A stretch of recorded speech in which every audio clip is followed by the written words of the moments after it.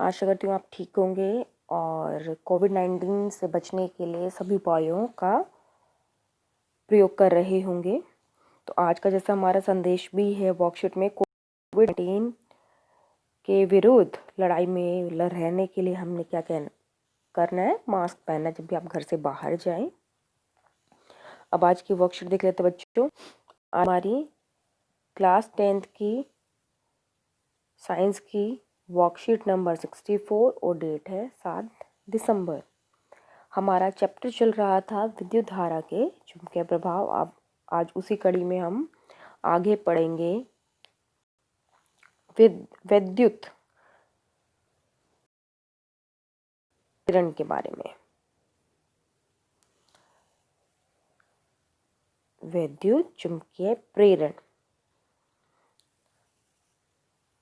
इसमें शब्द है, देखो, विद्युत चुंबकीय प्रेरण। विद्युत यानी विद्युत, विद्युत धारा, चुंबक, आकर्षण बल, चुंबक के कारण क्या होता है जान लेते हैं। जब किसी चालक को परिवर्ती चुंबकीय क्षेत्र में रखा जाता है तो चालक में विद्युत धारा प्रेरित होती है। प्रेरित को इंग्लिश में कहते हैं इंड्यूस्ड। यानी कोई भी चालक कंडक्टर जिसमें से कोई चालक लिया, उसके अंदर से विद्युत धारा नहीं जा रही है और हमने उसको क्या किया, चुंबकीय क्षेत्र में रखा। परिवर्ती यानी जिसमें चेंज होगा, यानी परिवर्तन होगा, चुंबकीय क्षेत्र रेखाओं में परिवर्तन होगा, रखा जाता तो चालक में क्या होगी, विद्युत धारा उत्पन्न होगी। यह धारा प्रेरित विद्युत धारा कहलाती है तथा यह परिघटना विद्युत चुंबकीय प्रेरण कहलाती है। और इसका सबसे पहले अध्ययन किया इसने किया था, माइकल फैराडे ने किया था 1831 में। ये देखिए माइकल फैराडे की फोटो दिखाई गई है। तो ये क्वेश्चन पूछ लिया जाता तो बेटा इसको ध्यान रखें बिल्कुल। एक बार फिर से देखिए कि जब भी किसी चालक को परिवर्ती चुंबकीय क्षेत्र में, परिवर्ती मतलब जिसमें चेंज हो, यानी जहाँ चुंबकीय क्षेत्र रेखाएं परिवर्तित होंगी, तो उसके कारण जो चालक है उसमें विद्युत धारा प्रेरित होती है, उत्पन्न होती है। अब इसमें एक एक्टिविटी दे रखी है आपकी। यहाँ पे हमने क्या किया है, ये देखिए,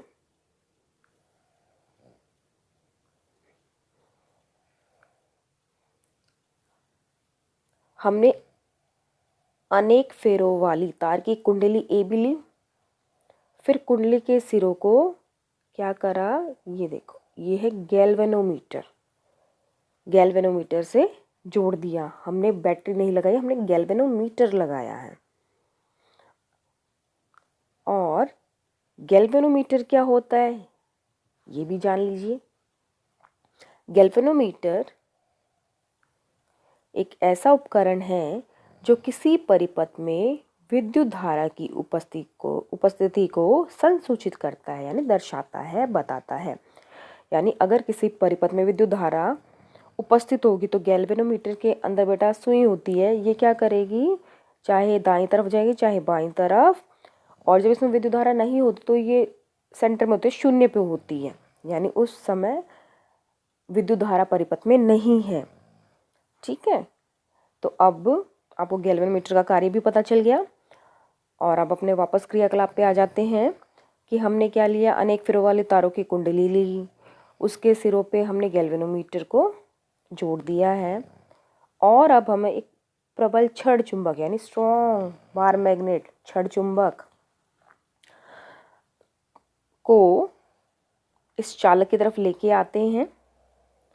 और जब चुंबक को चालक की कुंडली के पास लाया जाता है तो गैल्वेनोमीटर में क्षणिक विक्षेप विद्युत धारा की उपस्थिति को इंगित करता है। इंगित माने दर्शाता है, यानी जैसे ही इस चुंबक को हम लेके जाएंगे तो गैल्वेनोमीटर में क्या होता है, विक्षेप, यानी उसकी सुई हिलती है, 0 से एक बार दाईं तरफ जाती है।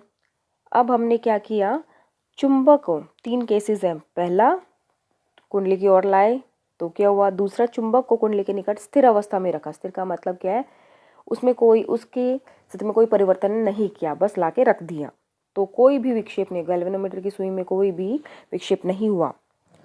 अब तीसरा, चुंबक को दूर ले जाया जाता। अब चुंबक को दूर ले गए तो गैल्वेनोमीटर में फिर विक्षेप होता, लेकिन अब ये क्या होगा, विपरीत दिशा में। अगर पहले बाईं तरफ गई थी तो अब क्या जाएगी, दाईं तरफ जाएगी, यानी लेफ्ट की तरफ गई थी तो राइट की तरफ जाएगी। ठीक है, अब ऐसा क्यों हुआ, देखो बेटा, जहाँ ये हमारी चुंबक है उसके पास क्या होती है, हमारी चुंबकीय क्षेत्र रेखाएं, तो हम उसको पास में लाते हैं, दूर लेके जाते, गति करते हैं, तो चुंबकीय क्षेत्र रेखाओं में परिवर्तन होने के कारण क्या उत्पन्न होती है, विद्युत धारा। इसलिए हमारा गैल्वेनोमीटर में विक्षेप दिखाई देता है। विक्षेप माने सुई में गति दिखाई देती है, चाहे दाईं तरफ चाहे बाईं तरफ। अब इसमें एक और क्रियाकलाप है, वो और देखते हैं। और ये आपको याद होगा, ये जब किसी सर्किट में इलेक्ट्रिसिटी चेक करनी होती तो ये मल्टीमीटर बोलते हैं, ऐसा ध्यान होगा, किसी के घर में होगा भी। नेक्स्ट क्रियाकलाप देखते हैं बेटा। इसमें हमने तांबे के तार की दो विभिन्न कुंडलियां ली हैं। ये देख, कुंडली 1, कुंडली 2, जिनमें फेरों की संख्या काफ़ी अधिक है, 50 या 100 फेरे में हो। इन कुंडलियों को किसी विद्युत रोधी खोखले बेलन पर चढ़ाइए। विद्युत रोधी, ये एक रॉड ले ली, खोखला बेलन चढ़ा दिया। कुंडली 1 में अपेक्षाकृत अधिक फेरे हैं, श्रेणी क्रम में बैटरी व कुंजी से संयोजित किए हैं। ये बैटरी लगा दी, एक कुंजी लगा दी, श्रेणी क्रम पता है ना आपको, लगातार। और दूसरी कुंडली में हमने क्या लगाया, गैल्वेनोमीटर लगाया। अब क्या होगा, अब जैसे ही हमने यहाँ पे स्विच ऑन किया तो गैल्वेनोमीटर में क्षणिक विक्षेप होता है, यानी क्षणिक विक्षेप मतलब फिर उसकी सुई हिलती है। स्थायी विद्युत धारा कोई विक्षेप नहीं, और अगर इसके अंदर विद्युत धारा जारी है तो कोई भी विक्षेप नहीं होगा। फिर स्विच ऑफ किया तो गैल्वेनोमीटर में फिर से विक्षेप, परंतु अब क्या होगा, ये इसकी दिशा जो होगी वो अलग होगी। अब इसको भी जान लेते हैं, ये क्या है। इसको हम कहते हैं प्रेरित विभवांतर अथवा विद्युत प्रभावन बल, EMF। इंग्लिश में कहते हैं इलेक्ट्रोमोटिव फोर्स, फुल फॉर्म है, और हिंदी में प्रेरित विभवांतर अथवा विद्युत प्रभावन बल। किसी कुंडली के परिवर्ती चुंबकीय क्षेत्र के कारण अन्य कुंडली में उत्पन्न विभवांतर प्रेरित विभवांतर कहलाता है, और इस प्रकार उत्पन्न विद्युत धारा प्रेरित विद्युत धारा कहलाती है। अब हमने क्या किया था, एक कुंडली में तो हमने बैटरी लगा रखी थी, कुंजी लगाई, जैसे ही तो वहाँ पे क्या होगा, विद्युत धारा का प्रवाह होगा और चुंबकीय क्षेत्र उत्पन्न होगा, जिसके कारण दूसरी कुंडली में क्या हो गया, विद्युत धारा उत्पन्न होती है, तभी हमारा गैल्वेनोमीटर विक्षेप दिखाता है। ठीक है, और इसमें विद्युत चुंबकीय प्रेरण वह प्रक्रम जिसके द्वारा किसी चालक के परिवर्ती चुंबकीय क्षेत्र के कारण अन्य चालक में विद्युत धारा प्रेरित होती है, वह विद्युत चुंबकीय प्रेरण कहलाता है। एक तो बात हुई कि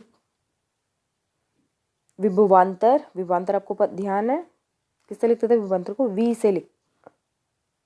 V से, ठीक है। और चुंबकीय क्षेत्र के कारण अन्य चालक में क्या हो, विद्युत धारा उत्पन्न हुई है, तो ये हमारा विद्युत चुंबकीय प्रेरण कहलाता है। अब विद्युत धारा प्रेरित करने के तरीके कौन कौन से हैं, ये भी जान लीजिए। किसी विद्युत चालक को परिवर्ती चुंबकीय क्षेत्र में रखना। परिवर्तन यानी हम चुंबकीय क्षेत्र को परिवर्तित, जैसे बार में उसको आगे पीछे ले गए थे हम छड़ चुंबक को। फिर क्या है, निरंतर गतिशील चालक को स्थिर चुंबकीय क्षेत्र में रखना। अब हम क्या कर सकते हैं कि चालक को गतिशील यानी उसकी स्थिति में परिवर्तन करे तो भी क्या होगा, हमारा विद्युत धारा प्रेरित यानी उत्पन्न होगी। और इसके उपयोग कहाँ कहाँ होते हैं, इसको अच्छे से करें कि विद्युत चुंबकीय प्रेरण का उपयोग कहाँ कहाँ होता है, विद्युत धारा जनित्र में यानी इलेक्ट्रिक जनरेटर, गैल्वेनोमीटर आपने देख ही लिया, ट्रांसफार्मर। अब इस प्रोसेस को, प्रक्रिया को दर्शाने के लिए हमारा एक और नियम आ जाता है, फ्लेमिंग के दक्षिण हस्त नियम। हमने फ्लेमिंग का वाम हस्त नियम पढ़ा है, अब दक्षिण हस्त नियम पे देख लेते हैं। ये देखिए, वही यदि तर्जनी चुंबकीय क्षेत्र की दिशा में संकेत करती है, यहाँ पे हम क्या करेंगे, अपनी तीनों अंगूठा, तर्जनी और मध्यमा को परपेंडिकुलर करेंगे, लंबवत रखेंगे। और कौन से हाथ की होगी, ये हमारी होगी दक्षिण, यानी आपका राइट हैंड। तो तर्जनी चुंबकीय क्षेत्र की दिशा संकेत करती है, अंगूठा चालक की गति दिशा संकेत है, तो मध्यमा चालक में प्रेरित विद्युत धारा की दिशा दर्शाते। प्रेरित यानी विद्युत धारा उत्पन्न होगी। तो हम चालक में गति करेंगे तो चुंबकीय क्षेत्र उत्पन्न होगा या परिवर्तन होगा और विद्युत धारा उत्पन्न होगी। ठीक है, क्वेश्चन देख लें। वैद्युत चुंबकीय प्रेरण क्या है, इसकी खोज किसने की थी, इसका उपयोग लिखिए। तो वैद्युत चुंबकीय प्रेरण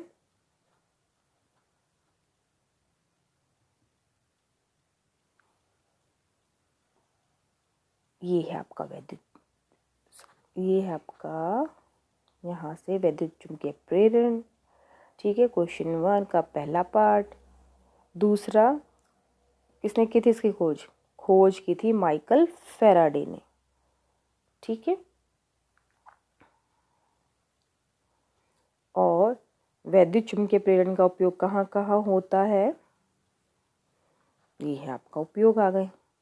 यहाँ से आपका क्वेश्चन 1 का सी पार्ट का आंसर आ जाएगा। अब वैद्युत धारा प्रेरित करने के तरीके बताइए। तरीके, ये देखिए तरीके 2, तो ये आपका क्वेश्चन नंबर 2 का आंसर है। नेक्स्ट है फ्लेमिंग का दक्षिण हस्त नियम। तो फ्लेमिंग का दक्षिण हस्त नियम यहाँ से आ जाएगा क्वेश्चन नंबर 3 का आंसर। इसमें आप पहली लाइन ऐड कर सकते हैं, जैसा आपने फ्लेमिंग के वाम हस्त नियम में लिखा था कि यदि हम तर्जनी, मध्यमा और अंगूठा को लंबवत रखें, उसके बाद ये लिखना। ओके।